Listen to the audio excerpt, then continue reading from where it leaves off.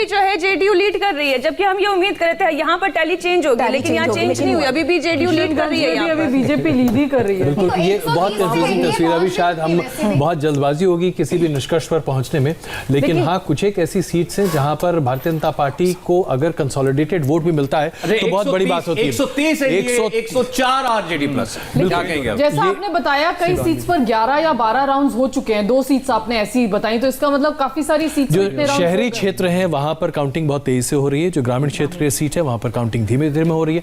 लेकिन सबसे बड़ी बात यह है कि ये जो आंकड़ा अभी आ रहा है 130 के आसपास अगर एनडीए आकर टिकता है तो फिर हमें यह मानना पड़ेगा कि ना तो किसी तरह की एंटी इनकम्बेंसी ने कोई काम किया, ना ही तमाम नाराजगी जो नीतीश कुमार के ऊपर थी उसने काम किया, और लोगों ने सिर्फ और सिर्फ भारतीय जनता पार्टी और नरेंद्र मोदी के चेहरे पर बीजेपी नंबर 1 पार्टी फिर हो गई है। देखिए 69 सीटों पर बीजेपी लीड कर रही है, आरजेडी 66 पर है। बिल्कुल, और अब जेडीयू बहुत पीछे नहीं है, 52 पर जेडीयू है। ये भारतीय जनता पार्टी के लिए भी एक तरह से बहुत ही अलग तरह का चुनाव होगा, और वो इसलिए क्योंकि भारतीय जनता पार्टी ने भी शायद इस तरह से पलटी पूरी चीजें हो जाएंगी और जेडीयू की सीटें इतनी अच्छा आ जाएंगी। बिल्कुल, इस पर विचार नहीं किया। फर्क शायद यही है जो आपने भी कहा, किसी ने उम्मीद नहीं की थी कि जेडीयू इतना बेहतर कर जाएगी।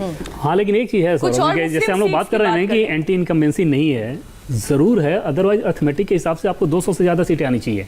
आप अंदाजा लगाइए कि 2010 के विधानसभा में 206 सीटें थी बीजेपी जेडीयू साथ जाने पे। आज आपके पास प्रधानमंत्री नरेंद्र मोदी जैसा बड़ा चेहरा है, संसाधनों की कोई कमी नहीं है, स्टार कैंपेनर्स की फौज लगी हुई है आपके पास। ये सारा कुछ होने के बावजूद अगर आप नेक टू नेक फाइट कर रहे हैं, उसका सीधा मतलब है कि एंटी इनकम्बेंसी थी, आप चुनाव बहुत खराब लड़े। इसमें कोई शक नहीं। 15 साल के बाद एंटी 15 साल कोई भी सरकार नहीं, 15 साल वही है, 15 साल उड़ीसा में भी थी, 15 साल उड़ीसा में भी रहा, वहां क्यों नहीं आया नीतीश कुमार? इस चुनाव में आप देखें कि पूरे कोरोना के दौर में नीतीश कुमार कहां दिखे? कभी आप दिखे लोगों के बीच में जाते हुए? लगभग 60 विधानसभा सीटें ऐसी हैं जो कि बाढ़ से प्रभावित रही हैं। नीतीश कुमार कितनी बार दिखे उस बात? पटना का बाढ़ देखिए ना, पटना में 8 दिन तक पानी जमा रहा। इंडिया की तरफ से कि मुख्यमंत्री नीतीश कुमार होंगे, चाहे किसी को कितनी भी सीटें आए, तो नीतीश कुमार के खिलाफ अगर लोगों की कोई पर्सनल उनको लेकर नाराजगी भी थी तो वो भी रिफ्लेक्ट नहीं हो रही है इसमें। इसका मतलब तो फिर सिर्फ एक निकलता है कि जंगल राज का जो डर दिखाया गया था वो लोगों ने खरीद लिया। नहीं सर, वो रिफ्लेक्ट हो रही है। अगर नहीं रिफ्लेक्ट होती ना तो मैं फिर कह रहा हूं कि फिर 200 से ज्यादा सीटें जाती एनडीए की, तो जानी चाहिए ना। यादव के जो आरजेडी के पास एमवाई के बाद अलावा और 3% माले के अलावा और वोट है क्या? वो सारा वोट आपका एनडीए का होना चाहिए था। फिर भी अगर आप स्ट्रगल कर रहे हैं, इसका मतलब नीतीश कुमार के खिलाफ नाराजगी थी जो कि दिख रही है। चलिए अब जरा यादव बहुत सीटों की बात कर लेते हैं जहां यादव वोटिंग परसेंटेज मैटर करती है। और यहां पर देखा जाए तो जेडीयू और बीजेपी देखिए यहां पर बाजी मारती हुई नजर आ रही है।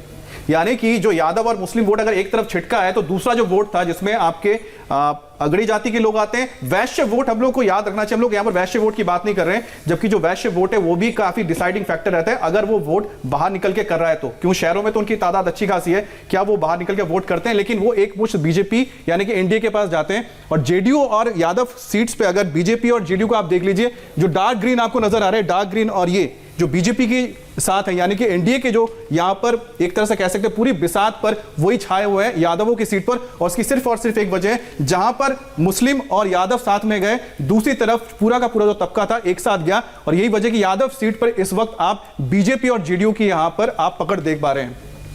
क्योंकि देखिए अगर आप देखें तो 2015 से भी ये तस्वीर बहुत भिन्न है। या तो हम इसे ये कह सकते हैं कि ये पूरी तरीके से भारतीय जनता पार्टी और प्रधानमंत्री नरेंद्र मोदी की वजह से ये रुझान सामने आ रहे हैं, या हम ये माने कि पोलराइजेशन ने आखिरकार बिहार में अपनी जड़ें जमा ली।